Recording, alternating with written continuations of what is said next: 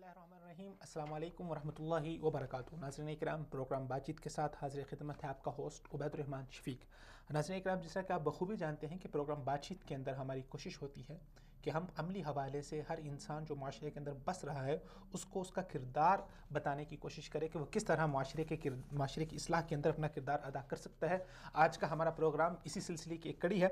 आज के जो हमारे हार्डकोर टॉपिक्स होंगे जिनके ऊपर हम गुफ्तगू करेंगे, सबसे पहला हमारा टॉपिक है पाकिस्तानी तलीमी इदारों में आइस नशे का बढ़ता हुआ रुझान। पिछले दिनों वज़ीर ममलकत बराए दाखिला जनाब शहरियार अफरीदी साहब ने एक प्रेस कॉन्फ्रेंस की और उसके ज़रिए से उन्होंने बताया कि पाकिस्तान के अंदर और ख़ास तौर पे जो पाकिस्तान का कैपिटल है इस्लामाबाद, और उसमें भी ख़ास तौर पे जो वहाँ के तालीमी इदारे हैं, जो स्कूल हैं और जो यूनिवर्सिटियाँ हैं, वहाँ पर इस नशे का रुझान बहुत ज़्यादा बढ़ रहा है। उनका कहना तो ये था कि पाकिस्तान के अंदर 75% जो हमारी लड़कियां स्कूल और कॉलेजेस में जाती हैं वो इस नशे की आदी हो चुकी हैं। खैर, ये एदाद शुमार किस हद तक दुरुस्त हैं इस हवाले से हम अपने प्रोग्राम में बात करेंगे, लेकिन ये एक हकीकत है कि ये इस नशे का रुझान जो है वो बहुत तेज़ी से पाकिस्तान के अंदर बढ़ रहा है। इस टॉपिक के ऊपर हमारे साथ शामिल गुफ्तगू होंगे पाकिस्तान से जनाब राना अजीम साहब, जो कि एक सीनियर सहाफ़ी हैं, इन्वेस्टिगेटिव जर्नलिज्म करते हैं और नशे के हवाले से उनकी खुसूसी खिदमात हैं और उन्होंने खुसूसी रिपोर्ट्स तैयार की हैं ताकि इस हवाले से कोई रोकथाम की जा सके। और इसी के साथ जो हमारा इन बिल्ड टॉपिक होगा वो होगा शराब नोशी के हवाले से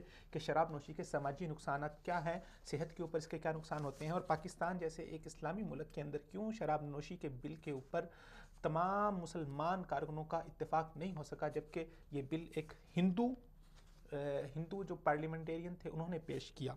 उसके बाद हमारा अगला टॉपिक होगा अरबी ज़ुबान के हवाले से कि अरबी ज़ुबान का आलमी दिन मनाया गया, अरबी ज़ुबान की फजीलत क्या है और क्यों एक मुसलमान को अरबी ज़ुबान सीखनी चाहिए। इस हवाले से गुफ्तगू के लिए हमारे साथ शामिल गुफ्तगू होंगे पाकिस्तान से जनाब डॉक्टर बशीर साहब। और इसी तरह हमारा जो अगला टॉपिक है वो है बसंत के हवाले से। पाकिस्तान के अंदर पंजाब हुकूमत ने ये ऐलान किया है कि जो गुज़िश्ता कई सालों से पाबंदी आयद थी बसंत के ऊपर, वो उसको ख़त्म करने के लिए जा रहे हैं। तो ये इस तरह के जो गैर मुस्लिम त्यौहार हैं उनके ऊपर एक मुसलमान का रद्द-ए-अमल क्या होना चाहिए। और आखिर में हम एक खुसूसी रिपोर्ट शामिल करेंगे कि फ़लस्तीन का एक मासूम 17 साला बच्चा, उसको इसराइली अदालत की तरफ से 37 साल की सज़ा सुनाई गई। तो इसराइल ने एक नया हरबा निकाला है जिसके ज़रिए से वो फ़लस्तीनियों के ऊपर मज़ालिम ढा रहा है, ख़ासतौर पर ख़वातीन के ऊपर। इसके ऊपर पूरी दुनिया के नुमाइंदे जो इंसानियत का नाम लेते हैं सब खामोश हैं। इसकी क्या वजूहत हैं, ये सारे आज के हमारे हार्डकोर टॉपिक्स होंगे।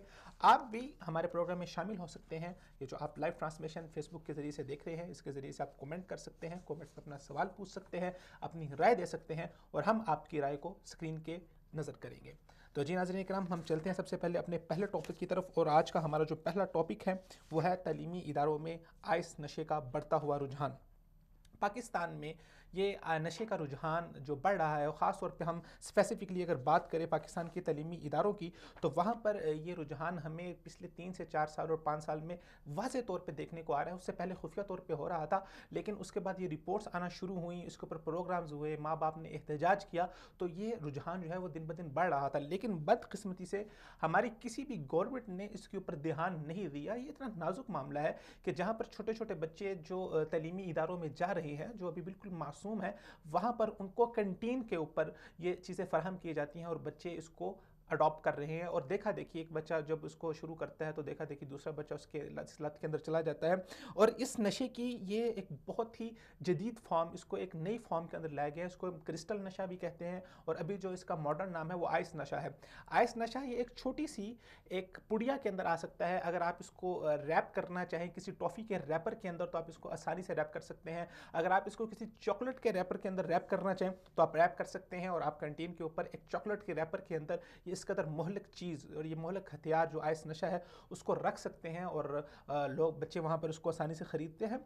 मज़े की बात ये है, मज़े की बात तो नहीं, खैर ये बहुत ही अफसोस की बात है कि कैंटीन के ऊपर ये नशा खुलेआम बिक रहा है। स्कूल अथॉरिटीज़ कहाँ पर हैं? स्कूल के अंदर जो स्कूल का नज़्म और नसक कायम करने वाले लोग हैं वो क्या सोए हुए हैं? एक रिपोर्ट के मुताबिक हमारे पास ये इत्तलात भी हैं कि बाकायदा स्कूल की इंतज़ामिया इस पूरे घनौने धंधे की वो पुष्ट पनाही कर रही हैं और इसकी जो निशानदही है वो जनाब वज़ीर ममलकत बराए दाखिला जनाब शहरियार अफरीदी साहब ने भी कही। उन्होंने ख़ास तौर पर उन लोगों को मुखातिब किया जो ड्रग माफिया है। उन्होंने कहा कि इसके अंदर बड़े बड़े सियासतदान और बड़ा बड़ा असर रसूख रखने वाले लोग, मोस्ट पावरफुल लोग इस मकरूह धंधे के अंदर मुलविस हैं। और उन्होंने उनको मुखातिब करके कहा कि मैं आप लोगों को कतई नहीं छोड़ूंगा। अगर हुकूमत इस हवाले से इक़दाम कर रही है तो ये बहुत अच्छा कदम है। अच्छा, वज़ीर दाखिला जनाब شہریار افریدی کی گفتگو اچھی گفتگو تھی، میں نے ساری گفتگو سماعت کی ہے، لیکن ان کی گفتگو کے اندر چند چیزیں ایسی ہیں جو حقائق سے ہمیں صرف نظر آتی ہیں، جن کا حقائق سے دور دور تک کوئی تعلق نہیں ہے۔ انہوں نے کہا کہ پاکستان کے اندر 75%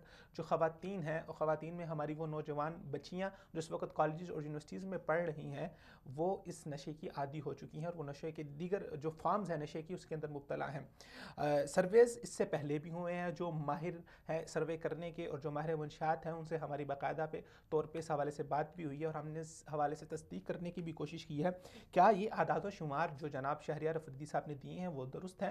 اکثر ماہرین کی رائے یہ تھی کہ یہ اعداد و شمار جو ہیں وہ ان کے بالکل درست نہیں ہیں۔ ہاں، اس بات کی حقیقت میں کوئی شک نہیں کہ نشے کا بڑھتا ہوا رجحان ہمارے تعلیمی اداروں کی طرف جا رہا ہے، لیکن اس قدر زیادہ نشہ تو جو ہمارے ماڈرن اور جنہیں ہم کہتے ہیں بالکل ہی اوپن معاشرے ہیں، آپ یورپ کی بات کریں، آپ امریکہ کی بات کریں، تو اتنی کثیر تعداد نشے کی وہاں پر موجود نہیں ہے، چاہے کہ آپ پاکستان کے اندر اتنی بڑی بات کریں۔ تو میرے خیال سے آپ کے پاس ایک ذمہ دار پوسٹ ہے، اور آپ کا ہر ایک بیان جو ہے وہ ذمہ داری کے اوپر مبنی ہونا چاہیے۔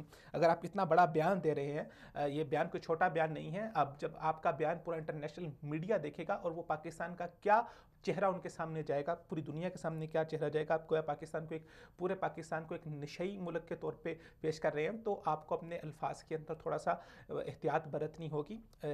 واضح کریں، بالکل واضح کریں، جو خرابی ہیں واضح کریں، بلکہ آپ تو ذمہ دار ہیں، آپ صرف واضح نہ کریں، آپ ٹھیک کریں اور آپ ایکشن کر کے دکھائیں، پھر میڈیا کو بتائیں کہ یہ ہم نے ایکشن کر دیا ہے، تو تب آپ کی بات جو ہے وہ اس کے اندر بہت زیادہ وزن ہوگا۔ جائے کہ آپ صرف پریس کانفرنسز کریں اور اس کے بعد آپ پھر غائب ہو جائیں اور اس کے اوپر کوئی اقدامات نہ ہوں، تو یہ بات بہت محل نظر ہے۔ اگر آئس نشے کی ہم بات کریں تو آئس نشے کے اندر اس کے اندر جو میڈیکل رپورٹس ہیں اس کے مطابق اس میں جو ہے میتھافیٹامائن نامی اور ہائیڈروکلورائڈ نامی اجزاء شامل ہوتے ہیں، جو کہ بہت زہریلے کیمیکل ہیں اور یہ نوجوان طلباء کے لیے بہت زیادہ مہلکناک ہیں۔ اس وقت ہمیں پاکستان سے جوائن کیا ہے محترم رانا عظیم صاحب نے، جو کہ ایک سینئر صحافی ہیں، انویسٹیگیٹو جرنلزم کرتے ہیں۔ السلام علیکم رانا صاحب۔ وعلیکم السلام۔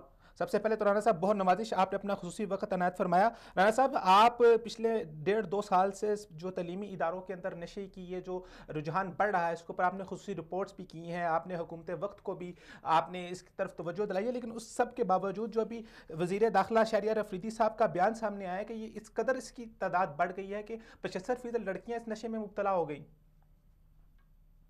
جی بالکل اسی طرح ہے، 75% تو وہ ہیں جو حکومت کے پاس ایک اعداد و شمار آئے ہیں۔ اگر آپ دیکھیں تو ہم نے جو رپورٹ دی تھی اس میں اوور آل اگر آپ دیکھیں جائے پورے پاکستان کے اندر تو 65% جو طلبہ ہیں، طلبہ اور طالبات جو ہیں، یہ اس وقت نشے کی لت میں اتنا مبتلا ہو چکی ہیں جس کی انتہا کوئی نہیں۔ اور صرف اسلام آباد کے اندر جو ہے، اسلام آباد کے اندر 95% طلبہ اور طالبات جو ان اسکولوں میں تعلیم حاصل کرتے ہیں جنہیں ہم کہتے ہیں بڑے ہائی آفیشل اسکول ہے، بڑے اچھے اسکول ہے اور بڑے وی وی آئی پی اسکول ہے، ان تمام اسکولوں کے اندر باقاعدہ ڈرگس کا استعمال ہو رہا ہے، اور ان اسکولوں کی کینٹین سے لے کر ان اسکولوں کے چوکیدار، وہاں کے اسٹاف اور وہاں کے اساتذہ بھی اس گنونے دھندے میں ملوث ہیں۔ اور اتنا آپ دیکھیں کہ کراچی کے ایک اسکول کے متعلق تو یہ رپورٹ دی گئی ہے کہ کراچی کے اس معروف ترین تعلیمی ادارے کے اندر 2 رومز ایسے بنائے گئے ہیں کہ جو بچے نشہ کرتے ہیں اس کے بعد انہیں باقاعدہ ریسٹ کے لیے ان کمروں میں رکھا جاتا ہے، اور جب وہ اس سے بالکل ریسٹ کا مکمل کر لیتے ہیں تو اس کے بعد انہیں گھر جانے کی اجازت دی جاتی ہے۔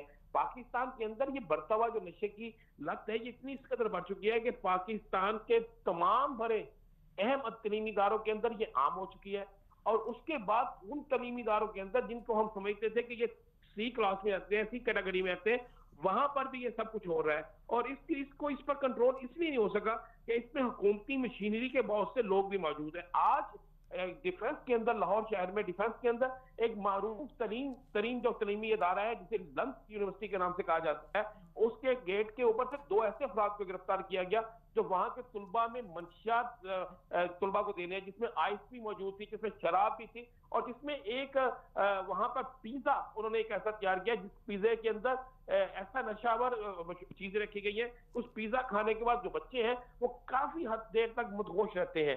تو یہ چیزیں پکڑی گئی، ان دونوں کا تعلق جو تھا وہ قانون نافذ کرنے والے اداروں سے تھا۔ اور آج لاہور شہر کے اندر ایک ایسی جگہ پر چھاپا پڑا ہے جہاں پر کہا جا رہا تھا یہ کیفے ہے، لیکن وہ کیفے نہیں نکلا، وہ ایک بالکل ڈرگس کا اڈا تھا۔ تو ایسی چیزیں جب تک بند نہیں ہوگی، ان سب کے پیچھے اگر دیکھا جائے جو شہریار افریدی کی رپورٹ ہے اس میں کیا کہا گیا ہے، اس میں بالکل واضح یہ کہا گیا ہے کہ ان تمام منشیات فروشوں کے پیچھے، منشیات مافیا کے پیچھے یا پولیس ہے یا باہر مافیا ہے، اور تو اور انہوں نے سیاستدانوں کا بھی نام لیا ہے. اب ایک بہت خوفناک سینیریو اور بھی پیدا ہو چکا ہے کہ پہلے ہوتا تھا کہ ایک منشیات کسی شاپ سے، کسی دکان سے، کسی اڈے سے یا کسی گودام سے ملتی تھی. اب یہ آپ جاتے ہیں، موبائل ہر شخص کے پاس موجود ہے، آپ یوٹیوب پہ جاتے ہیں، وہاں جا کے سرچ کرتے ہیں، سرچ کرنے کے بعد آپ کو نظر آ جاتا ہے کہ کون سا نشہ کہاں سے ملے گا. آپ صرف وہاں پہ سرچ کرتے ہیں، اس کو اپنی ڈیٹیل بھیجتے ہیں، تو وہ چیز آپ کو، آپ جس جگہ چاہتے ہیں پارسل کی صورت میں آئے، بائی ہینڈ آئے، کسی اور چیز کے ذریعے سے وہ آپ کے پاس پہنچ جاتی ہے. اچھا رانا جب صاحب، تک جو ان چیزوں شہریار پر افریدی کنٹرول صاحب نہیں نے ہوگا. جو شہریار افریدی صاحب نے اعداد و شمار دیے ہیں، اس کے مطابق کچھ ماہرین کا کہنا ہے کہ اتنے اعداد و شمار موجود نہیں ہیں، انہوں نے کچھ مبالغہ رہی سے کام لیا ہے. نہیں، اس سے زیادہ ہے. دیکھیں میں تو اس لیے کہہ رہا ہوں اس سے زیادہ ہے کہ میرے پاس وہ تصاویر موجود ہیں، صحیح. میرے پاس وہ ایک تعداد موجود ہے، میرے پاس سینٹ میں پیش کی جانے والی آج سے 2 سال پہلے جو ماریہ سلطان نے رپورٹ پیش کی تھی، میرے پاس اس کی کاپی موجود ہے.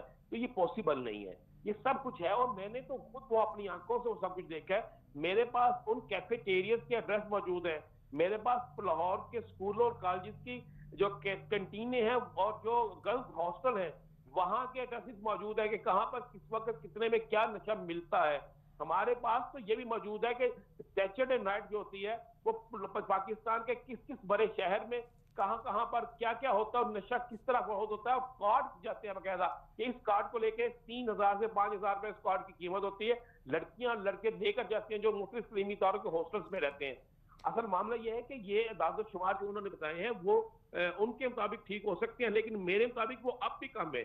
انہوں نے جو اعداد و شمار بتائے ہیں اس میں انہوں نے ایک لفظ دکھا ہے کہ یہ ان تعلیمی اداروں میں جو بہت نمبر 1 تعلیمی ادارے ہیں، نمبر 1 کیٹیگری میں آتے ہیں. لیکن میں کہہ رہا ہوں نمبر 3 کیٹیگری جو سی کیٹیگری ہے اس میں بھی یہ سب کچھ چلتا ہے. اس لیے چل رہا ہے کہ یہ نشہ جو ہے یہ اس قدر سستا بھی اور اس قدر مہنگا بھی ہے کہ نمبر 1 کیٹیگری کے جو اسکول اور کالجز ہے وہاں پہ مہنگا نشہ ہے، اور نمبر 3 کیٹیگری کے اسکول جو کالجز ہے وہاں پہ انتہائی سستا نشہ بھی مل رہا ہے جو 50 روپے سے لے کر 100 روپے تک کا. دیکھیں ایک چیونگم آ چکی ہے، یہ انڈیا سے آنے والی ایک چیونگم ہے. اس چیونگم کو کھانے کے بعد اس قدر نشہ ہو جاتا ہے. اس چیونگم کے اندر جو تحقیق کی گئی، جو اس میں رپورٹ کی گئی، کہا گیا کہ اس چیونگم کے اندر باقاعدہ وہ کیمیکل استعمال کیا گیا جو سمارٹ بون میں کیا جاتا ہے. اور سمارٹ بون کا جو کیمیکل ہے وہ اس طرح ہے کہ ایک دفعہ آپ اسے اس کی سمیل لے لیں تو اس کے بعد کافی دیر تک آپ اس کو اس پہ مدہوش رہتے ہیں. تو یہ ساری چیزیں موجود ہیں. جب تک ان تمام کیمیکلز کو، تمام چیزوں کو ختم نہیں کیا جاتا یا ان کو خریدنے والوں کا ایک ڈیٹا موجود نہیں ہوتا، اس وقت تک یہ چیز ختم کرنا ممکن نہیں. اور جب تک قانون نافذ کرنے والے ادارے جو اس میں ملوث ہیں ان کے لوگوں کو پکڑ کر گرفتار نہیں کیا جاتا، سخت سزا دی جاتی، اس وقت تک اس کا خاتمہ ممکن نظر نہیں اچھا آتا. رانا صاحب، یہ اتنا بڑا جو یہ مکروہ دھندا چل رہا ہے، اسکول انتظامیہ کی مدد کے بغیر تو یہ ممکن نہیں ہو سکتا. کیا اسکول انتظامیہ اس سے لا علم ہے؟ کیا اسکول انتظامیہ کو پتہ نہیں ہے یا وہ اس کی پشت پناہی کر رہی ہے؟ پہلی بات یہ ہے کہ ہم کس طرح کہہ سکتے ہیں کہ لا علم ہے. میں نے تو آپ کو ایک مثال دی ہے کہ پاکستان کے سب سے بڑے کراچی شہر کے اندر ایک سب سے بڑے تعلیمی ادارے، میں اس کا نام نہیں لینا چاہتا، بہت بڑے تعلیمی ادارے کے اندر 2 رومز موجود ہیں.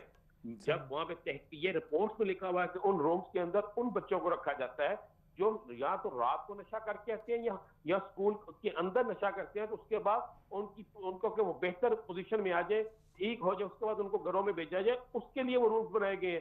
تو یہ وہ روم کیا اسکول انتظامیہ یا ایجوکیشن ڈپارٹمنٹ یا دیگر انتظامیہ کی اجازت کے بغیر ہو سکتے؟ یہ ممکن نہیں ہے. تو رانا صاحب، یہ کیا ان کا کاروباری دھندا بنایا ہوا ان لوگوں نے؟ جی بالکل، یہ کاروبار دھندا ہے، بالکل یہ کاروبار دھندا ہے. اور چونکہ اس میں زیادہ پروفٹ آتی ہے، اس میں یہاں پہ پڑھنے والے جو بچے ہیں وہ اس کلاس سے تعلق رکھتے ہیں جس کلاس میں شاید ان کے فیملیز کے لوگ بھی جو ہے اس نشے کو پسند کرتے ہوں. تو اس لیے یہ ساری چیزیں چلتی ہیں. جب تک والدین خود اس پر پرسو نہیں کریں گے، اس کے خلاف ایکشن نہیں لیں گے، اس وقت تک یہ کام نہیں رک سکتا. رانا صاحب، آپ نے ذکر فرمایا آپ کے پاس تو جگہوں کی ان کے پتے موجود ہیں، آپ کے پاس رپورٹس موجود ہیں، آپ کے پاس نام موجود ہیں، آپ تک پہنچ گئے. ہمارے جو حکومت کے پالیسی ساز ادارے ہیں، جو پالیسی نافذ کرنے والے ادارے ہیں، وہ کیوں سوئے ہوئے ہیں؟ وہ کیوں نہیں کر رہے اس حوالے سے کوئی اقدامات؟ جب چور اور چوکیدار کا ملاپ ہوتا ہے، جب چور اور چوکیدار آپس میں ملے ہوتے ہیں تو پھر ایسے اداروں کو دیکھنے کی کوئی ضرورت نہیں ہوتی، کیونکہ چوکیدار نے چور کو پکڑنا ہے. جب چور اور چوکیدار آپس اکٹھے ہو جائیں گے تو کس طرح پکڑیں گے؟ بڑی ایک سمپل سی یہ بات ہے. اگر پولیس چاہے گی، قانون نافذ کرنے والے ادارے چاہیں گے تو کسی جگہ بھی منشیات کا کاروبار نہیں ہو سکے گا. اگر وہ اپنا حصہ لیں گے تو پھر اس کاروبار کو کوئی روک نہیں سکے گا. رانا صاحب آخر میں آپ کیا تجاویز دینا چاہیں گے حکومت وقت کو، کہ وہ آپ نے تو ماشاءاللہ کافی گہرائی سے اس معاملے کو دیکھا ہے، تو کیا تجاویز دینا چاہیں گے کس طرح اس کے اوپر بہت جلدی اس کا استدراک کیا جا سکتا ہے اور اس معاملے کو ختم کیا جا سکتا ہے؟ لیکن یہ ایک چیز تو آپ ذہن میں رکھیے گا، جس ملک کے اندر جب ایک اسلامی ریاست کے اندر ایک ہندو مذہب سے تعلق رکھنے والا شخص شراب پر پابندی کی قرارداد پیش کرے اور مسلمان ارکان اسمبلی اس کی مخالفت کرے، تو آپ کو اس سے بالکل اندازہ ہو سکتا ہے کہ اس ملک کے اندر کس طرح اس نشے پہ قابو پانا کیا ممکن ہے. دیکھیں، اس کے لیے والدین اور اساتذہ ان دونوں کا کام ہے. جب ایک بچہ نشے کی حالت میں آتا ہے تو 5 6 10 20 دن بعد اس کو یہ علم ہو چکا ہوتا ہے کہ وہ شخص جو ہے ہمارا بچہ کیسا ہے، تو وہ کیوں نہیں پرسو کرتے، وہ اپنے بچوں کو کیوں نہیں چیک کرتے کہ یہ جہاں پہ جا رہے ہیں، جہاں سے آ رہے ہیں، جو ان کی پوزیشن ہے ایسی کیوں ہے. جب تک یہ چیزیں نہیں ہوں گی، دونوں طرف سے سرکاری ادارے بھی اور والدین بھی مل کر کوشش کریں گے تو اس ناسور سے نجات مل سکتی ہے. اگر مل کر کوشش نہیں کریں گے تو اس ناسور سے نجات کسی صورت نہیں مل سکتی. بہت شکریہ رانا صاحب ہمارا ساتھ دینے کے لیے. السلام علیکم ورحمۃ اللہ وبرکاتہ. جی رانا صاحب تھے پاکستان سے، انہوں نے جوائن کیا تھا. انہوں نے بہت ہی حیران کن انکشافات کیے اور ان کا یہ کہنا تھا کہ پاکستان کے جو سے تعلیمی ادارے ہیں ان کے پاس ان کے باقاعدہ طور پر ڈریسز موجود ہیں. تو ایک بہت افسوسناک امر یہ ہے کہ ہماری حکومت نافذ کرنے والے ادارے کہاں سوئے ہوئے ہیں. کیا وہ اس قوم کے ساتھ مخلص نہیں ہیں؟ کیا وہ اس قوم کو نہیں بنانا چاہتے؟ اور اس چیز کا اتنا زیادہ پھیلاؤ ہمارے تعلیمی اداروں کے اندر ہونا، ہمارے وہ بچے جنہوں نے کل کہا کہ معاشرے کی باغ دوڑ سنبھالنی ہے، آپ ابھی سے ان کو نشے کا عادی بنا رہے ہیں، تو کل کو جب وہ سینٹ کے اندر جا کے بیٹھیں گے، کل کو جب وہ پارلیمنٹ میں جا کے بیٹھیں گے، تو یہی نتائج آپ کو دیکھنے کو ملیں گے کہ وہاں پر ایک ہندو پارلیمنٹیرین وہ وہاں پر بل پیش کرے گا شراب کے خلاف، اور وہاں پہ مسلمان پارلیمنٹیرین اس کی مخالفت کریں گے. تو یہ اثرات ہمیں نظر دیکھنے کو آ رہے ہیں. اور یہ نشہ کس قدر آپ کے لیے مہلکناک ہو سکتا ہے اسلامی حوالے سے، تو یہ حرام ہے ہی ہے، اس کی جس قدر مذمت کی جائے اتنی کم ہے. شریعت نے اس کو ام الخبائث کا ہے، خاص طور پہ شراب نوشی کو. اور یہ شراب نوشی کی فارم ہی ہے. یہ جو جتنے بھی ڈرگز ہیں، چاہے وہ آئس کے نام پر ہیں، چاہے وہ ہیروئن کے نام پر ہے، چاہے وہ چرس کے نام پر ہے، یہ سارے کے سارے ڈرگز جو ہیں یہ ام الخبائث کے اندر آتے ہیں. یہ نشہ ایک ایسی چیز ہے جو انسان کی فطرت کو، انسان کی عقل کو، انسان کی خلقت کو مار دیتا ہے. اور پھر اس کے بعد کیا ہوتا ہے کہ وہ انسان ہر قسم کے گناہ کے اندر مبتلا ہو جاتا ہے. ایک رپورٹ کے مطابق وہ لوگ جو ریپ جیسے بدترین فعل کے اندر مبتلا ہوتے ہیں، جو خواتین کے ساتھ زیادتی کرتے ہیں، ریپ کرتے ہیں، ان میں سے اکثر لوگ وہ ہوتے ہیں جو نشے کی حالت میں ہوتے ہیں، اور ان میں سے زیادہ تر تعداد جو ہے وہ شراب نوشوں کی ہوتی ہے. ہم بات کر رہے تھے آئس نشے کے حوالے سے. تو جو آئس نشے کے اندر کیمیکل استعمال ہوتا ہے وہ میتھافیٹامائن نامی کیمیکل ہے، جسے ہائیڈروکلورائڈ کے اجزاء کے ساتھ ملا کے اور دیگر مختلف جو زہریلے کیمیکلز ہیں وہ ملا کے اس نشے کو بنایا جاتا ہے. اور اس نشے کے جو عادی ہو رہے ہیں وہ لوگ، ان لوگوں کی ایک کثیر تعداد ہے جو پہلے چرس پیا کرتے تھے، جو پہلے ہیروئن پیا کرتے تھے. چرس اور ہیروئن بہت مہنگی ہے. یہ نشہ کچھ سستا میں، یہ نشہ تھوڑا سا سستا ہے، جس کی وجہ سے بہت سارے لوگ جو ہیروئن پیا کرتے تھے، اس کا زہریلا نشہ ہے، وہ ہیروئن چھوڑ کے اس نشے کے اوپر آ رہے ہیں. اور جیسے کہ کراچی کے حوالے سے کچھ خصوصی رپورٹ ہمارے ذرائع کے مطابق ہمیں ملی ہیں کہ وہاں پر تعلیمی اداروں کے اندر جو وہاں کے ملازمین ہیں وہ اس غیر قانونی دھندے کے اندر ملوث ہیں. وہاں پر پولیس نے کچھ دیر قبل چھاپا مار کے عامر بھیو نامی ایک شخص تھا، اس کو گرفتار کیا. اور یہ پورا ایک گینگ تھا، اس میں ایک انکل نامی انسان تھا، وہ بھی اس دھندے کے اندر ملوث تھا، اس کو بھی وہاں سے گرفتار کیا گیا. اور اس نشے کی جو بنیادی وجہ بتائی جا رہی ہے جو طلباء کی طرف سے، وہ طلباء امتحانات کی تیاری کے دنوں میں اس نشے کو زیادہ استعمال کرتے ہیں، کیونکہ جب ایک طالب علم اس نشے کو کر لیتا ہے تو وہ تقریباً اگلے 24 گھنٹے مسلسل جاگ سکتا ہے، وہ نشیط ہو جاتا ہے. لیکن اس کے بعد جو اس کے سائیڈ ایفیکٹ اس کے اوپر ہوتے ہیں، میڈیکلی، سائیکولوجیکلی، فزیکلی، وہ بہت زیادہ خطرناک ہیں. یہ نشہ آپ کو جو پاکستان کے اندر دو طرح سے ملتا ہے. ایک تو جو اس کی بہت ہائی کوالٹی ہے، وہ تقریباً 5 سے 10 ہزار روپے کی ایک پڑی ہے، وہ آپ کو ملتی ہے. اور جو آپ کی غیر قانونی لیبارٹریز ہے وہاں پر جب بنایا جاتا ہے تو اس نشے کو، اس کی ایک پڑی جو ہے وہ تقریباً 1000 سے 2000 کے درمیان ملتی ہے. تو یہ ایک بہت مخدوش صورتحال ہے. اگر گورنمنٹ نے اس حوالے سے کوئی سٹیپ اٹھائے ہیں تو اچھی بات ہے، اس کے اوپر کوئی کارروائی بھی ہونی چاہیے، اور کارروائی کر کے رپورٹ بھی قوم کے سامنے لانی چاہیے کہ کس طرح اس کا استدراک ہو رہا ہے. اور جو گھرونے چہرے اس کے پیچھے ملوث ہیں، چاہے وہ سیاستدان ہیں، چاہے وہ بااثر لوگ ہیں، سب کے سب کو اس کے اندر جو ہے وہ آپ کو سر عام لٹکانا ہوگا, ان کو سزائیں دینی ہوگی. اب ابھی ناظرین ہم چلتے ہیں اپنے اگلے ٹاپک کی طرف, اور ہمارا اگلا ٹاپک ہے بسنت کے حوالے سے اور غیر مسلم تہواروں کے حوالے سے ایک مسلمان کا کیا جو ہے وہ لاہ عمل ہونا چاہیے. ہم اپنا ٹاپک ڈسکس کریں گے. یہاں پر وقت ہے ایک مختصر سی بریک کا. ملتے ہیں آپ سے ایک چھوٹی سی بریک کے بعد.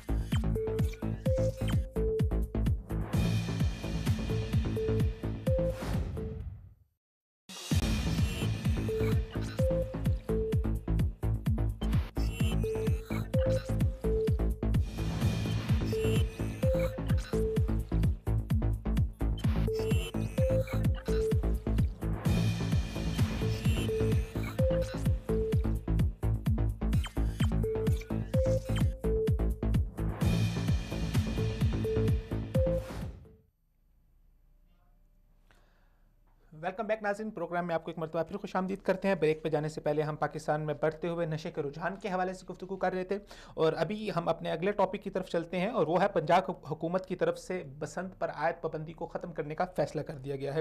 بسنت کے اوپر پچھلے کئی دہائیوں سے جو ہے وہ کئی سالوں سے پابندی چلتی آ رہی تھی, اور اس کی بنیادی وجہ یہ تھی کہ اس تہوار کی وجہ سے بہت سی قیمتی جانوں کا ضیاع ہوتا تھا. ہمیں پچھلے سالوں میں یہ رپورٹ ہمارے سامنے آئی ہے کہ کئی سینکڑوں کی تعداد کے اندر ایسے لوگ ہیں جو اس مہلک کھیل کی وجہ سے لقمہ اجل بنے ہیں. وہ رستے میں جا رہے ہوتے ہیں, اور جب ایک پتنگ کٹتی ہے تو اس قدر دھاتی ڈوریں استعمال کی جاتی ہیں, اس قدر کیمیکل ان کے اندر استعمال کیا جاتا ہے, جس سے وہ ڈور نہیں, وہ ایک چاقو ہے, وہ ایک چھری ہے. وہ جس طرح چھری ایک پھرتی ہے کسی انسان کے گلے کے اوپر, اس کا گلا تن سے جدا ہو جاتا ہے, یہ ڈور بھی اسی طرح کام کرتے ہوئے ایک معصوم انسان کے سر کو تن سے جدا کر دیتی ہے. اس قدر یہ خطرناک ڈور اس کے اندر استعمال کی جاتی ہے, اور جس سے بہت سارے مسائل ہمیں اور بہت ساری جانوں کا, معصوم جانوں کا ضیاع ہمیں دیکھنے کو ملا. پھر اس کے ساتھ ساتھ اس تہوار کے اوپر اور بہت سے ایسے کام ہوتے ہیں جس کی وجہ سے سوسائٹی کا امن خراب ہونے کا خدشہ ہوتا ہے.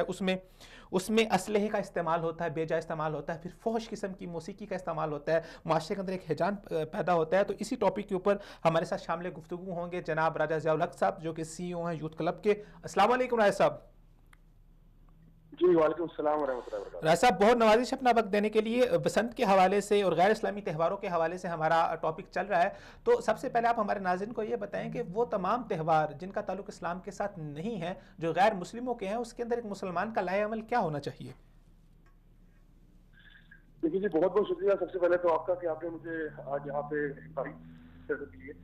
ہمارے لیے دیکھیں مسلمانوں کے لیے نبی کریم صلی اللہ علیہ وسلم کی ہدایات موجود ہیں, جنہوں نے ہمیں بتایا کہ جو بھی تہوار یا جو بھی رسومات یا جو بھی طریقہ کار غیر مسلموں کے ہیں, ان سے ایک مسلمان کو دور رہنا چاہیے.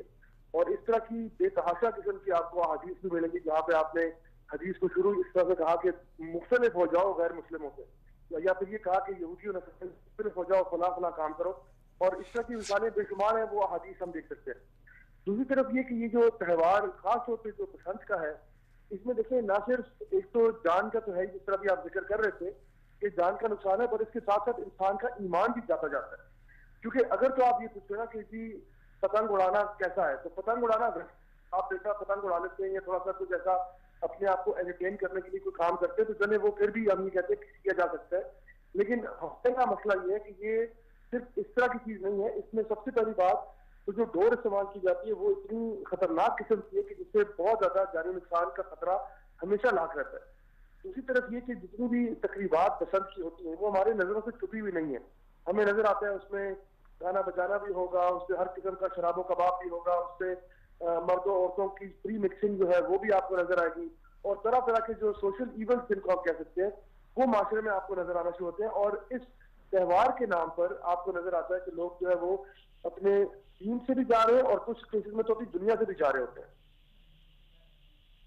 اچھا رائے صاحب, جو بسنت کے حوالے سے پنجاب حکومت نے فیصلہ کیا کہ اس کو بسنت پابندی کو ختم کیا جائے, اس پابندی ختم کرنے کو آپ کس نظر سے دیکھتے ہیں؟ دیکھیے, یہ جب پابندی لگی تھی تو ہمارے لیے ایک خوشائن بات تھی کہ بہت سارے لوگوں کا جن کا جانی نقصان ہوا, بہت سارے جگہوں پہ جہاں پہ یہ پرابلم دیکھنے کو آئے. اگر آپ سے بات کرنی ہے تو آپ اس ماں سے پوچھیں جس کا بچہ جو ہے اس کی جان چلی گئی کس بنا پر کہ کچھ لوگ اپنے آپ کو انٹرٹین کرنا چاہ رہے تھے. تو لوگوں کی انٹرٹینمنٹ کے نام پر اگر لوگوں کی جانیں ضائع ہونا شروع ہو جائے تو میرا بھی خیال ہے یہ وہ پھر انٹرٹینمنٹ نہیں رہتی. تو میرا یہاں پہ رائے یہ ہوگی کہ جو حکومت پاکستان ہے ان کو پہلے کی فیصلے کو واپس لیں, اور بسنت کا جو تھا کیونکہ بین لگا ہوا تھا, نہ تو یہ ہمارا دینی تہوار ہے نہ یہ تو ہمارا ثقافتی تہوار ہے, یہ کسی قسم کی بھی کیٹیگری میں ہمارے نہ تو مسلمانوں کو نہ پاکستانیوں کو سوٹ کرتا ہے کہ وہ اس قسم کے تہوار بنائیں.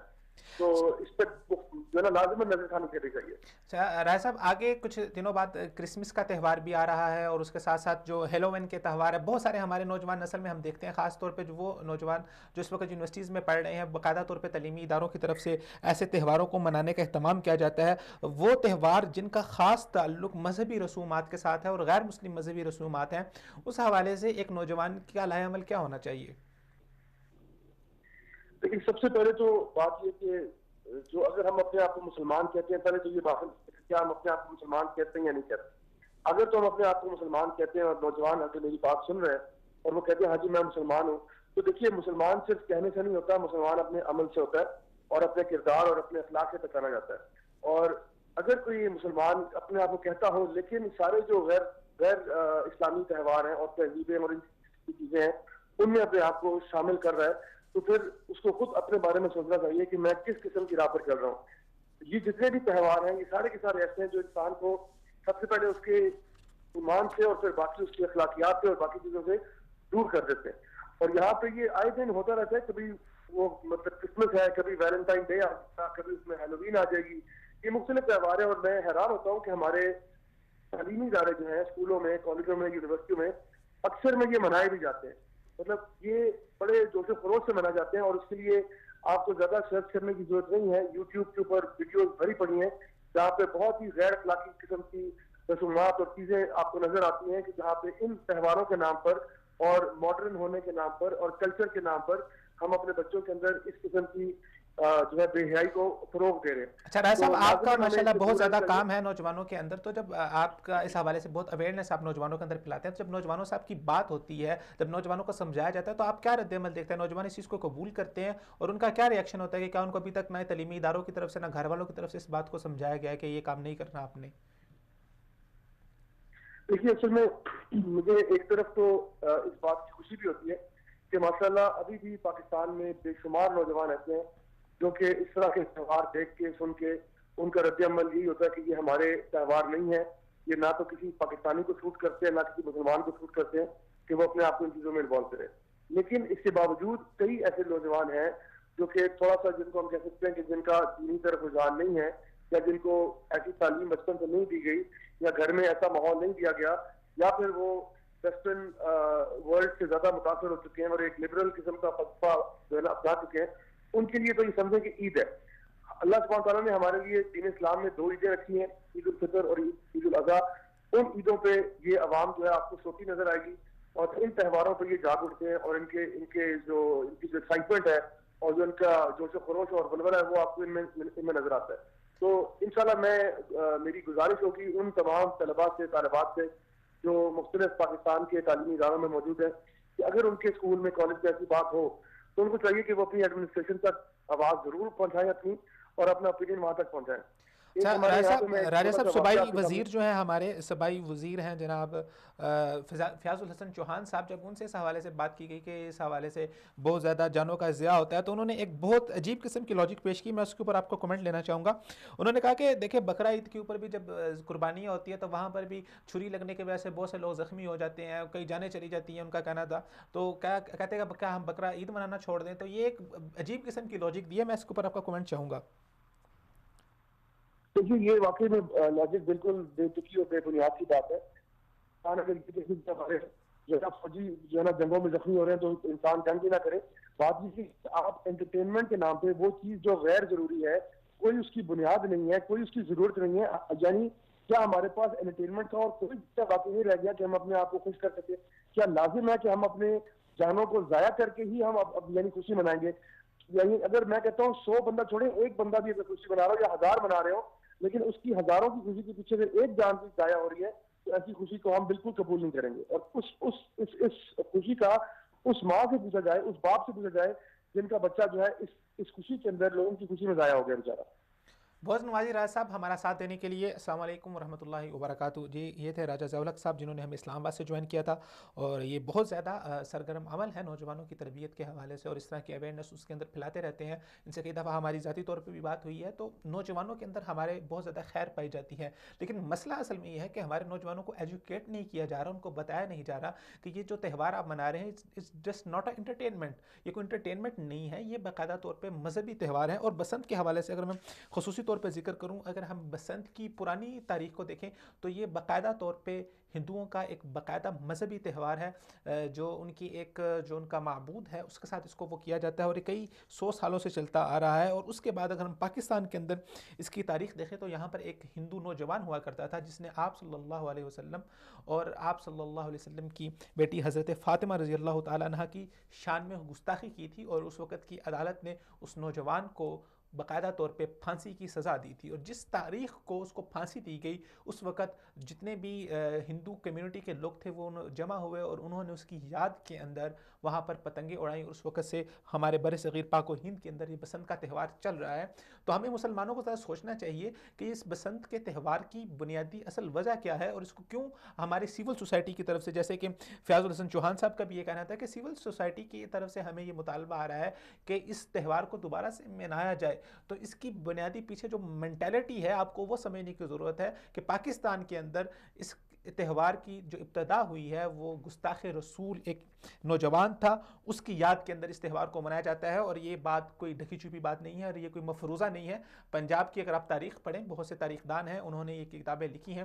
ایک مشہور کتاب ہے پنجاب کی تاریخ کے اندر جس کے اوپر مغلیہ دور کے حوالے سے پنجاب کی تاریخ کو مرتب کیا گیا ہے. اس کے اندر بھی باقاعدہ طور پہ جو انگریزی مورخ ہیں انہوں نے اس واقعے کو کوٹ کیا ہے، اس کے ریفرنسز سب کچھ موجود ہیں. تو یہ تہوار باقاعدہ طور پہ ایک غیر اسلامی تہوار ہے. رہی بات پتنگ اڑانے کی، تو اگر آپ پتنگ اڑا رہے ہیں جسٹ فور اپنے انٹرٹینمنٹ پرپز کے لیے، تو آپ کو یہ چیز دیکھنی ہوگی کہ کیا اس کے اندر دوسرے لوگوں کی جان کا نقصان تو نہیں ہو رہا، کیا اس کے اندر دوسرے لوگوں کی جان کا ضیاع تو نہیں ہے.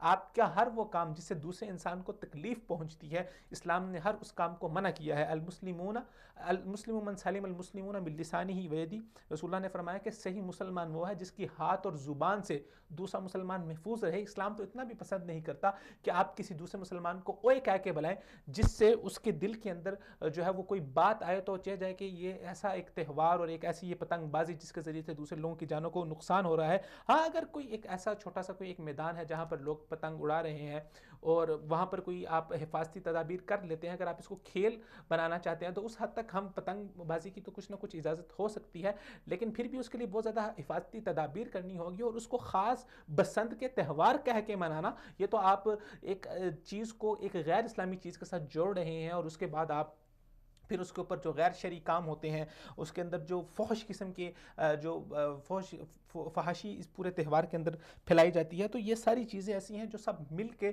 اس تہوار کو حرام کرنے کے لیے کافی ہیں۔ ہم چلتے ہیں اب اپنے اگلے ٹاپک کی طرف۔ ہمارا اگلا ٹاپک ہے آج کا عربی زبان کے عالمی دن کے حوالے سے۔ ہر سال 18 دسمبر کو عربی زبان کا عالمی دن منایا جاتا ہے۔ اقوام متحدہ کی جنرل اسمبلی میں عربی زبان کو بطور سرکاری زبان کے شامل کیا گیا، اور اسی طرح 18 دسمبر 2012 کو پہلی مرتبہ عربی زبان کا عالمی دن منایا گیا۔ دنیا بھر میں تقریباً 1.70 ارب کے قریب مسلمان جو ہیں ان کی مادری زبان وہ عربی ہے، اور تقریباً دنیا کے 24 کروڑ سے زائد جو باشندے ہیں وہ اس وقت عربی زبان بولتے ہیں۔ تو یہ عربی زبان ایک بہت بڑی زبان ہے، اور اس کے ساتھ ساتھ ایک مسلمان ہونے کے ناطے ہمارا عربی زبان کے ساتھ جو تعلق ہے وہ ایک گہرا تعلق ہے، کیونکہ یہ جو زبان ہے یہ قرآن مجید کی زبان ہے، اور اہل جنت کی زبان بھی عربی ہی ہوگی۔ اگر ہم عربی زبان کی فصاحت و بلاغت کی بات کریں تو عربی زبان جیسی فصیح زبان کوئی اور نہیں پائی جاتی۔ عربی زبان کے اندر کئی ایسے الفاظ ہیں جس کی مترادفات کی تعداد سینکڑوں میں ہے۔ مثال کے طور پہ گھوڑا ہے اور اونٹ ہے، اس کے لیے جو لفظ استعمال ہوتے ہیں مترادف وہ کئی سینکڑوں الفاظ ہیں جو استعمال ہوتے ہیں، اور عربی زبان وہ دنیا کی واحد زبان ہے جس کے مفرد الفاظ کی تعداد 1.2 کروڑ 1.2 کروڑ سے بھی زائد ہے۔ اس قدر فصیح و بلیغ یہ زبان ہے۔ تو اس وقت ہمارے پاس ایک ڈاکومنٹری ہے، ایک رپورٹ ہے جو ہم نے اس حوالے سے تیار کی ہے۔ میں اپنے پروڈیوسر صاحب سے گزارش کروں گا کہ وہ رپورٹ ہمارے ناظرین کے ساتھ شیئر کی جائے۔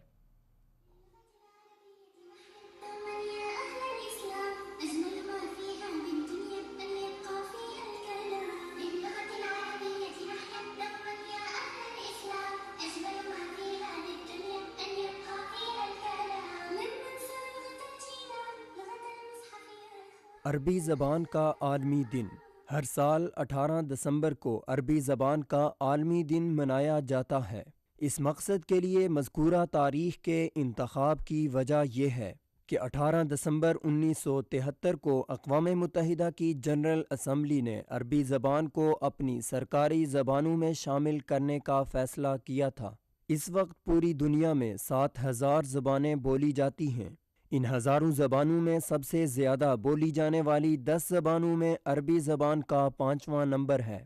اس سلسلے میں اقوام متحدہ کے فیصلے میں کہا گیا ہے کہ ادارے کی جنرل اسمبلی اس بات کا ادراک رکھتی ہے کہ عربی زبان نے انسانی تہذیب اور ثقافتی ورثے کو محفوظ رکھنے میں اہم کردار ادا کیا ہے، اور یہ اقوام متحدہ کے ارکان میں اس وقت تک 19 ممالک کی زبان تھی۔ لہٰذا اس بنیاد پر عربی کو جنرل اسمبلی کی سرکاری زبانوں میں شامل کیا جاتا ہے۔ اقوام متحدہ کے ذیلی ادارے یونیسکو نے 19 فروری 2010 کو جاری ایک فیصلے میں 18 دسمبر کا دن عربی زبان کا عالمی دن منانے کے لیے متعین کر دیا۔ اس پر عمل درآمد کرتے ہوئے 18 دسمبر 2012 کو پہلی مرتبہ عربی زبان کا عالمی دن منایا گیا۔ عرب دنیا کے 42 کروڑ سے زیادہ باشندے عربی زبان کو مادری زبان کے طور پر بولتے ہیں، جبکہ دنیا بھر میں 1.7 ارب کے قریب مسلمانوں کو مختلف امور میں اس زبان کو استعمال میں لانے کی ضرورت پڑتی ہے۔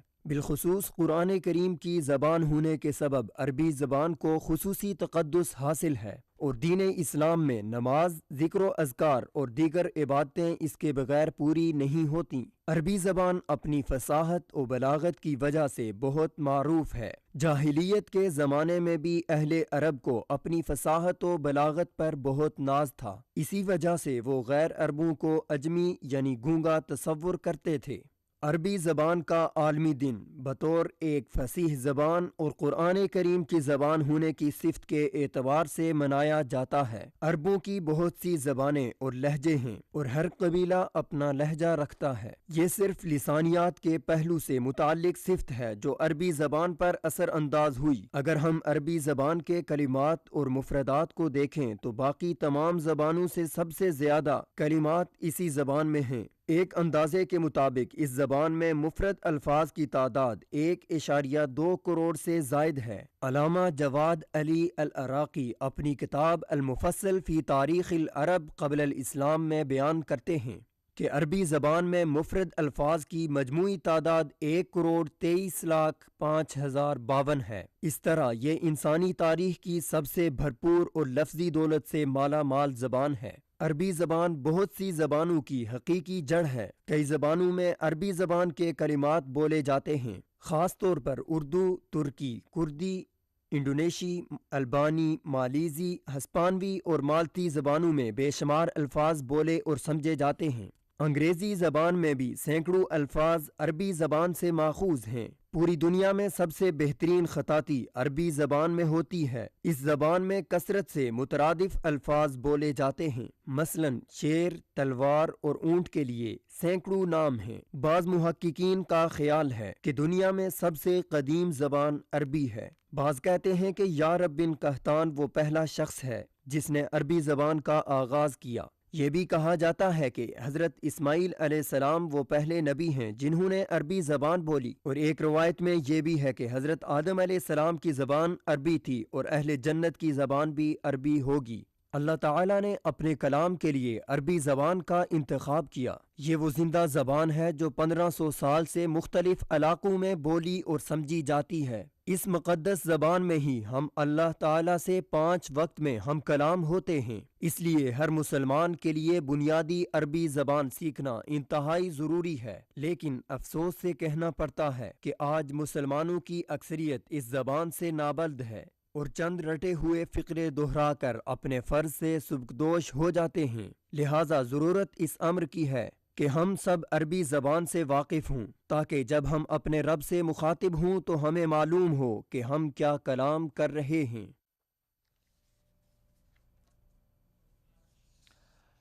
ویلکم بیک ناظرین، آپ نے پروگرام دیکھا، آپ نے ڈاکومنٹری دیکھی، اس کے اندر بتایا گیا عربی زبان کی اہمیت کیا ہے۔ ہم یہاں پہ بات کر رہے ہیں کہ ایک مسلمان کے لیے عربی زبان کو سیکھنا کیوں ضروری ہے، کیونکہ ایک مسلمان کی زندگی کا بہت بڑا حصہ جو ہے وہ اس کی عبادات کے ساتھ جڑا ہوا ہے، اس کی دعاؤں کے ساتھ جڑا ہوا ہے۔ تو جتنی بھی وہ عبادات کرتا ہے تو وہ ساری عربی زبان کے اندر ہو۔ جس وقت انسان عبادت کو سر انجام دے رہا ہو، وہ تلاوت کر رہا ہو، اپنے رب کے ساتھ ہم کلام ہو، تو اگر اس کو عربی زبان تھوڑی بہت آتی ہوگی، جب وہ قرآن مجید کو پڑھ رہا ہوگا تو اس کو پتہ ہوگا کہ وہ اپنے رب سے کیا کلام کر رہا ہے یا اس کا رب اس سے کیا چاہتا ہے۔ ہماری مثال تو وہ ہے کہ ہم قرآن مجید کو پڑھتے ہیں لیکن ہمیں پتہ نہیں ہے کہ قرآن مجید ہم سے کیا کہہ رہا ہے، اس لیے وہ قرآن، یہ اسلام ہماری زندگیوں کے اندر عملی طور پہ نافذ نہیں ہو سکا، اور آج ہمیں اپنے معاشرے کے اندر جتنے بھی مسائل نظر آ رہے ہیں وہ قرآن مجید سے دوری کی وجہ سے نظر آ رہے ہیں۔ وہ زمانے میں معزز سے مسلمان ہو کر ہم خوار ہوئے، تارک قرآن ہو کر۔ اسی موضوع کے اوپر ہمارے ساتھ شامل گفتگو ہوں گے پاکستان سے جناب ڈاکٹر عبید الرحمان بشیر صاحب۔ السلام علیکم ڈاکٹر صاحب۔ السلام علیکم۔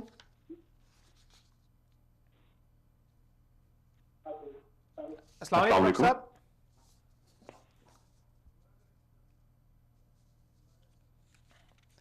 السلام علیکم ڈاکٹر صاحب۔ وعلیکم السلام ورحمۃ اللہ جناب۔ بہت نواز ڈاکٹر صاحب، اپنا وقت دینے کے لیے آپ کو اپنے پروگرام میں خوش آمدید کہتے ہیں۔ عربی زبان کے عالمی دن کے حوالے سے ہماری گفتگو چل رہی ہے، تو ایک مسلمان کی زندگی میں عربی زبان کی کیا اہمیت ہے، ذرا ہمارے ناظرین کے سامنے بیان کیجیے گا۔ وعلیکم السلام ورحمۃ اللہ۔ ڈاکٹر صاحب آپ کو میری آواز آ رہی ہے؟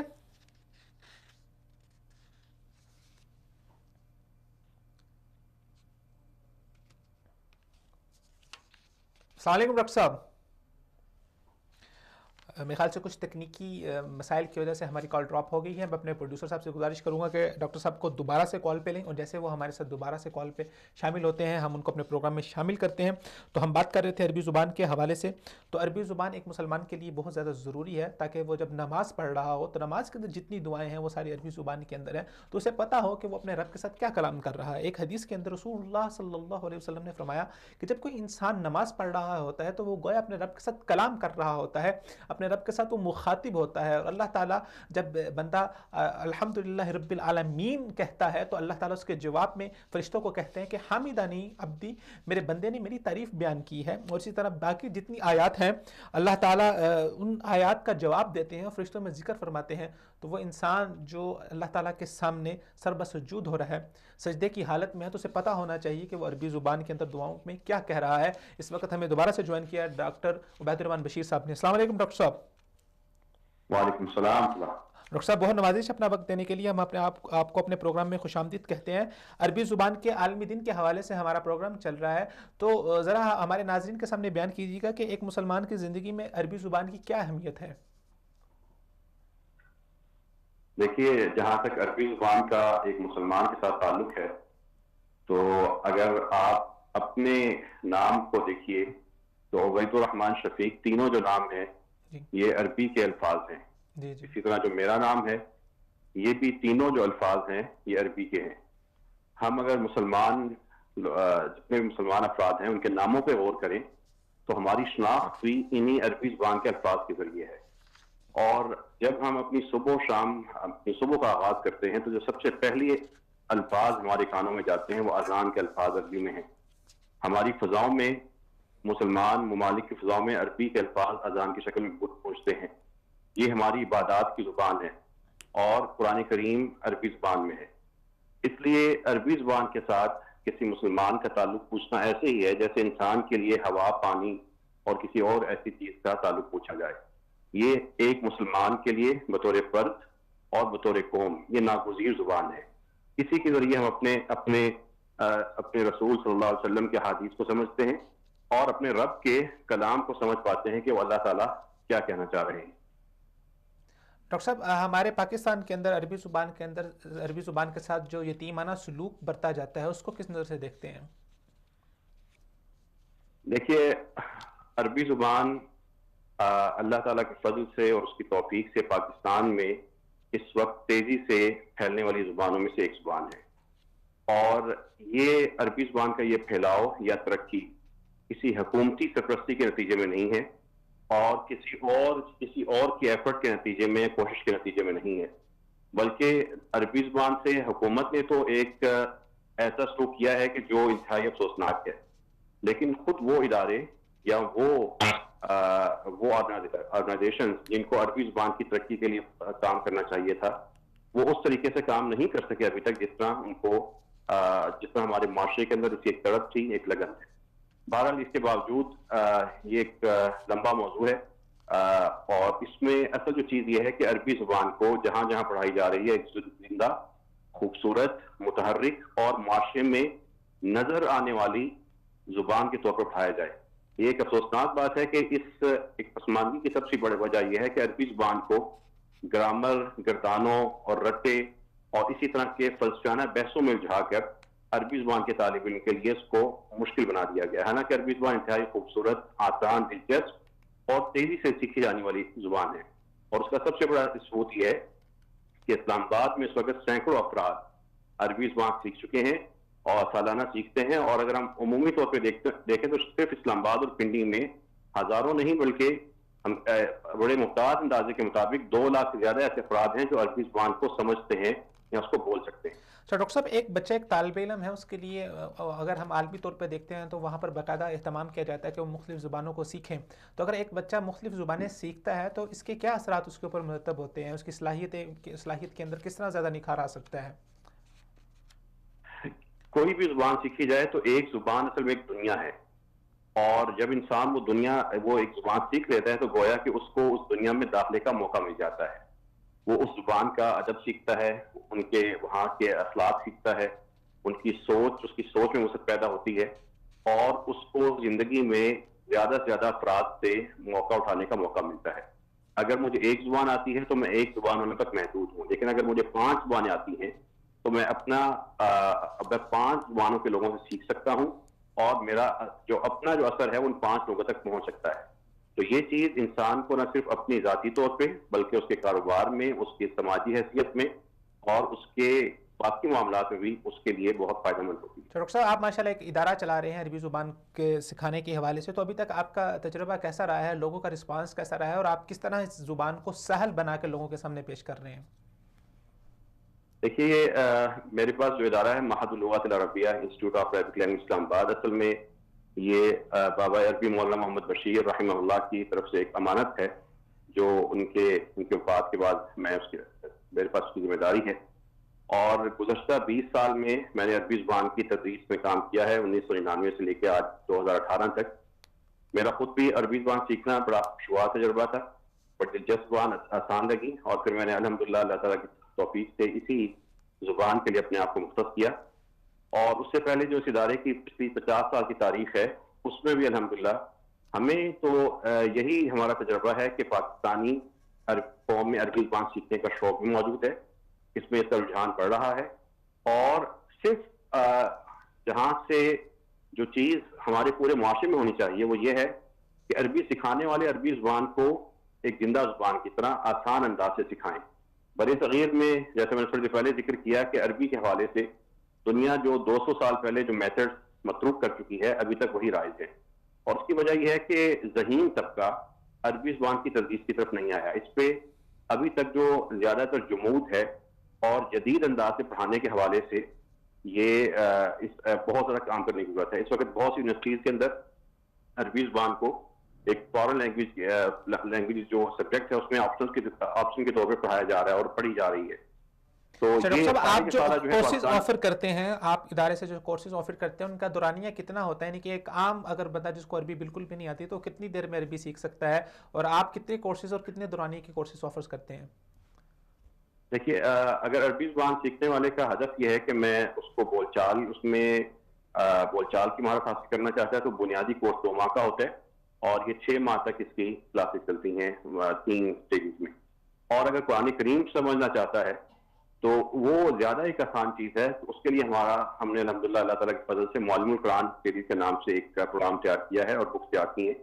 تو اس میں تقریباً 3 ماہ کے اندر ایک ایسا شخص جس نے قرآن کریم کو بالکل نہیں عربی میں سمجھ پاتا, وہ اس کا اچھا خاصا حصہ سمجھنے قابل ہو جاتا ہے, اور اس کو یہ امید نظر آتی ہے کہ میں مکمل قرآن کریم بھی جلدی سیکھ کر عربی تفاسیر سے فائدہ اٹھا سکتا ہوں. اور یہ ساری کلاسز جو ہے پارٹ ٹائم میں ہوتی ہیں؟ جی, یہ ساری کلاسز شام کے ٹائم ہوتی ہیں, اور ہفتے میں 4 دن 2 گھنٹے بھی ہوتی ہیں.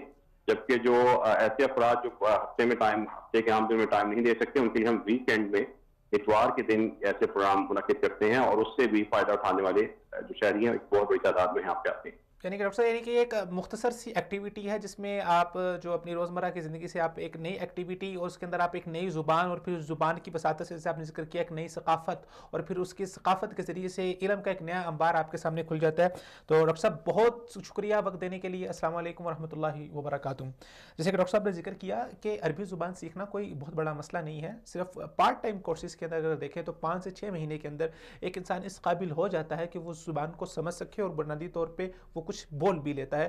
تو عربی زبان یا دیگر کوئی بھی آپ زبان سیکھتے ہیں, اس زبان کے ذریعے سے آپ کا سورس آف نالج بڑھ جاتا ہے, اور وہ بچہ جس کا سورس آف نالج زیادہ ہے وہ زیادہ جگہوں سے استفادہ کرے گا, اس کے پاس مصادر زیادہ ہوں گے. اگر کسی ایک بات کے اوپر, کسی ایک موضوع کے اوپر اس نے ریسرچ کرنی ہے تو اس کے سامنے ڈفرینٹ اینگلز آئیں گے. اگر اس کو عربی زبان آتی ہے تو عربی قوم جو ہے وہ اس حوالے سے کیا سوچتی ہے وہ اینگل بھی اس کے سامنے آئے گا. اگر اس کو انگلش بھی آتی ہے, اردو بھی آتی ہے, چائنیز بھی آتی ہے, تو یہ ایک عالمی طور پہ ہمیں دیکھنے میں آتا ہے کہ وہاں پر بچوں کو زیادہ انکریج کیا جاتا ہے کہ وہ جتنی زیادہ سے زیادہ لینگویجز سیکھ سکیں وہ اتنی زیادہ سے زیادہ لینگویجز سیکھیں. اور ہمارے پاکستان کا ایک بہت بڑا مسئلہ یہ ہے کہ ہمارے ہاں انگلش زبان کو تو زبان سمجھا جاتا ہے, اور جو انسان انگلش بولتا ہے اس کو بہت پڑھا لکھا سمجھا جاتا ہے, لیکن عربی زبان جو انگلش سے بہت زیادہ فصیح ہے, جو انگلش کے مقابلے میں سیکھنا بہت زیادہ, آپ کہیں کہ انگلش زبان بہت آسان ہے اور عربی زبان اس کے مقابلے میں کچھ قدر مشکل ہے, زیادہ فصیح زبان ہے, اور جو انسان عربی سیکھ لیتا ہے اس کے سامنے انگلش زبان کوئی معنی نہیں رکھتی. تو وہ لوگ جن کو عربی آتی ہے اور انگلش نہیں آتی ان کو کوئی وقت نہیں دی جاتی, اور انگلش زبان کو وقت دی جاتی ہے. انگلش زبان گو کہ ایک عالمی زبان ہے, لیکن اس کے ساتھ ساتھ دنیا کی بہت بڑی تعداد ہے جو دوسری زبانیں بھی بولتی ہیں, تو ہمیں اپنے بچوں کو دیگر زبانیں بھی سکھانی ہوں گی. اور پاکستان کی اگر بات کریں تو پاکستان کے اندر, پاکستان کے آئین میں یہ چیز موجود ہے کہ وہ پابند ہے کہ وہ پاکستانی شہریوں کو عربی زبان کی بنیادیات سکھائیں. اور ہمیں دیکھنے میں آیا کہ پہلے اسکولوں کے اندر باقاعدہ طور پہ بچوں کو ناظرے کی کلاسز ہوا کرتی تھی, پیریڈ ہوا کرتے تھے, باقاعدہ عربی زبان سکھائی جاتی تھی. تو وہ اب چیزیں ختم ہو گئی ہیں. تو ہماری وہ حکومت جو مدینے کی ریاست کا نام لیتی ہے, جو مدینے کی ریاست بنانا چاہتی ہے, میرے خیال سے ان کو اس قانونی شک کو, اس عینی شک کو دوبارہ سے لاگو کرنا ہوگا, اور اسلامی ریاست کے جو باشندے ہیں ان کو عربی زبان آنی چاہیے. اس وقت ہمیں ایک کالر ہیں ہمارے, انہوں نے جوائن کیا. السلام علیکم. جی وعلیکم السلام. جی ہمارے ساتھ اس وقت کون موجود ہے؟ جی میں قاری ابو بکر بات کر رہا ہوں. جی قاری ابو بکر صاحب, کہاں سے بات کر رہے ہیں آپ؟ جی میں پاکستان سے بات کر رہا ہوں. پاکستان کس شہر سے؟ جی میں لاہور سے بات کر رہا ہوں. بہت نوازش جناب ابو بکر صاحب ہمارے پروگرام میں کال کرنے کے لیے. ہمارے موضوعات کے حوالے سے آپ کیا اپنی رائے دینا چاہیں گے, خاص طور پہ بسنت کے حوالے سے بتائیے گا کہ عمومی طور پہ جو ہمارے عام لوگ ہیں وہ کیا سوچتے ہیں کہ بسنت ہونی چاہیے یا نہیں ہونی چاہیے؟ دیکھیں یہ ایک بہت گنونا ایک حکومت نے نیا ایک اعلان کیا ہے, اس کا بہت زیادہ ہم زور مسمت کرتے ہیں, کیونکہ بسنت کی وجہ سے پہلے کئی جو موقع گزرے ہیں بہت زیادہ لوگوں کی ہلاکتیں ہوئی ہیں, اور یہ بہت زیادہ نقصان دہ ہے. اور خاص طور پر لاہور کے آپ نے پہلے بھی سنا ہوگا کہ نیوز پہ یہ آتا رہا ہے کہ بچوں کی ہلاکتیں ہوتی ہیں اور چھوٹے چھوٹے یتیم چھوٹے چھوٹے معصوم بچوں کو مارا جاتا ہے. تو یہ ایک بہت گنونا ایک جرم ہے میرے حساب سے جس کا اعلان کیا گیا ہے. اور اللہ کے نبی نے ایسی جتنی بھی رسومات ہیں جن یہ رسم جو ہے اصل یہ ہندوانہ رسم ہے اور اس کو مسلمانوں میں ایک رائج کرنا اور مسلمانوں کو اس کو منانا یہ ایک بہت بری بات ہے. تو اس لیے ہمیں ایسی قاری ابوبکر صاحب آپ عام طور پہ لوگوں سے ملتے ہوں گے, آپ کے پاس لوگ بھی آتے ہوں گے, تو عمومی لوگوں کی کیا رائے ہے؟ کیا لوگ منانا چاہتے ہیں یا یہ حکومت کہہ رہی ہے کہ ہمیں مطالبہ کیا جا رہا ہے عوام کی طرف سے کہ لوگ جو ہیں وہ منائیں اس بسنت کو؟ عبید بھائی اصل میں بات یہ ہے کہ دو طبقے پائے جاتے ہیں. ایک طبقہ تو یہ ہے کہ جو نوجوان نسل ہے وہ تو ایک انجوائمنٹ کو حاصل کرنے کے لیے ایک سحر و تفریح کا حساب سمجھتی ہے, اور فحاشی اور بہت زیادہ جو پسند کرتے ہیں وہ تو کہتے ہیں کہ یہ بہت اچھا اعلان ہے. لیکن اس کے برعکس ایک اور طبقہ ہے, اور ایک بہترین طبقہ جو وہ ہے کہ جن کے لوگ مر چکے ہیں اور جن کی چھوٹی چھوٹی بچیاں ہلاک ہو چکی ہیں, وہ اس معاملے کو بہت برا جانتے ہیں اور وہ اس کو قطعاً پسند نہیں کرتے, اور اس معاملے کی بہت زیادہ لاہور میں ریلیاں نکل چکی ہیں, اس کے خلاف لوگ اٹھ رہے ہیں اور بسنت کو ایک بہت گھنونا جرم قرار دیا جا رہا ہے, اور جس کو ایک پاکستان کی ایک اسلامی جمہوریہ ریاست کے اندر ایک ہندوانہ جو رسم ہے اس کو رائج کیا جائے, یہ بہت غلط بات ہے. ہم اس کو بہت غلط تصور کرتے ہیں. ہمارا دوسرا ٹاپک عربی زبان کے حوالے سے ہے, تو آپ جیسے کہ فرمایا کہ ماشاءاللہ آپ قاری ہیں, تو اس حوالے سے کیا کہنا چاہیں گے؟ دیکھیں عربی زبان ایک ہمارے نبی کریم صلی اللہ علیہ وسلم کی زبان ہے اور یہ کلام اللہ ہے. عربی زبان اللہ کی کلام ہے, اس کو سیکھنا اور سکھانا بہترین علم ہے. اور جس طرح عربی میں ہی ہے, قرآن بھی عربی میں گزرا, اسی طرح قرآن عربی میں اترا, اس طرح حدیث عربی میں ہے, اسی طرح جتنے بھی صحابہ اکرام کے جو اقوال ہیں وہ سارے عربی میں ہیں. اس لیے عربی کو سیکھنا چاہیے, اس کو زیادہ زیادہ لوگوں میں رائج کرنا چاہیے, لوگوں کو اس کی پہچان دینی چاہیے, کیونکہ ہم اجمی لوگ ہیں. اجمیوں کو عربی سیکھنا سب سے زیادہ ضروری ہے, اس وجہ سے کہ ہمیں پہلے ہی مسائل کا علم نہیں ہے. ہمیں جو بھی مسئلہ ہمیں کوئی حضرات کوئی علماء مسئلہ سناتے ہیں, ہم ان کی بات کے پیچھے لگ کے ان کے مسئلے کو مان لیتے ہیں. جب ہمیں عربی آتی ہوگی, ہمیں قرآن کا حدیث کا ترجمہ آتا ہوگا, بہترین طریقے سے ہم اس کو سمجھ سکیں گے اور اس پر عبور حاصل کر سکیں گے. اور اس کا سب سے بڑا فائدہ یہ ہے کہ ہمیں کوئی غلط رائے پیش کر کے دین کی جو غلط تعلیمات ہے ان سے ہمیں آگاہ نہیں کر سکے گا, ہم اس کو جلد جلد پکڑ لیں گے اسی ٹائم ہی. اس لیے عربی کو سیکھنا ضروری ہے. ابوبکر صاحب ہمارے ساتھ پروگرام میں شامل ہونے کے لیے سلامت رہیے. السلام علیکم ورحمۃ اللہ وبرکاتہ. جی یہ ایک کالر تھے جناب ابوبکر صاحب جنہوں نے ہمیں جوائن کیا تھا پاکستان سے, فیصل آباد سے, اور ان کا یہ کہنا تھا کہ عمومی طور پہ جو عوام کی رائے ہے, اگر ہم عوامی رائے کو بھی دیکھیں تو عوامی رائے میں اکثر لوگ یہی چاہتے ہیں کہ آپ اس پسند کو نہ نافذ کریں, اس پسند کو نہ منائیں, اس کو پر پابندی ہی رہنی چاہیے, اس پابندی کو ختم نہیں ہونا چاہیے. جنازہ اکرام ہمارے پروگرام کا وقت ختم ہوا چاہتا ہے. ایک لاسٹ میں ایک خصوصی رپورٹ ہے, اور ایک خصوصی جو رپورٹ ہم آپ کے ساتھ شامل کرنا چاہتے ہیں کہ اسرائیل کے اندر فلسطینیوں پر جو مظالم کی ہے وہ ایک نئی داستان رقم کی جا رہی ہے اور نئے طریقہ کار اپنائے جا رہے ہیں جس کے ذریعے سے فلسطینی قوم کو دبایا جا رہا ہے. پچھلے دنوں اسرائیلی فوج کی جو عدالت ہے اس نے ایک زیر حراست 17 سالہ فلسطینی بچہ, اس کی جو تصویر ہے وہ اس وقت آپ اپنی سکرین پہ دیکھ سکتے ہیں, اس کو 35 سال قید کی سزا سنائی اور اس کے ساتھ ساتھ 10 لاکھ روپے جرمانے کی سزا سنائی ہے. اب دیکھیں ایک معصوم چھوٹا سا بچہ ہے, اس کو انہوں نے پکڑا, اور جس وقت اس کو پکڑا اس چھوٹے سے بچے کو, اس کی جو ویڈیوز ہیں وہ تو موجود نہیں ہے, لیکن جو رپورٹس ہیں اس کے مطابق یہ پتہ چلا ہے کہ اس بچے کا نام باسم الصباح ہے. اور جب اس بچے کو 3 سال قبل فوج نے زیر حراست لیا تھا تو اس کے اوپر باقاعدہ طور پہ فائرنگ کی گئی تھی اور اس کو زخمی کیا گیا تھا. ایک گولی اس کے بازو پہ لگی تھی اور دوسری گولی جو ہے اس کے پاؤں پہ لگی تھی. اس چھوٹے سے معصوم کے بچے کو بھی, اس کی عمر 17 سال ہے, تو اس وقت اس کی 15 سے 16 سال عمر ہوگی. اور اس کو کس جرم کے اندر پکڑا گیا؟